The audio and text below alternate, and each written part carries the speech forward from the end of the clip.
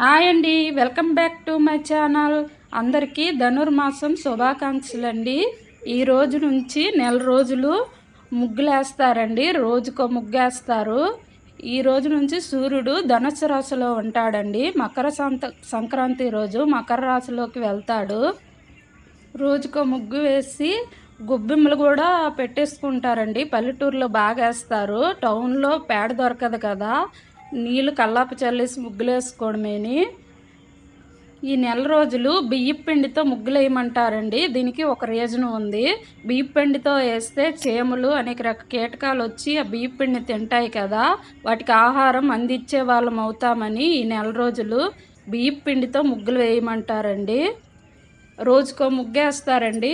ఈరోజు వేసిన ముగ్గు ఇంకో రోజు వేయకుండా ఈ నెల రోజులు పండగ వరకు ముగ్గులు వేస్తూనే ఉంటారండి. ఓకేనండి, థ్యాంక్స్ ఫర్ వాచింగ్, బాయ్.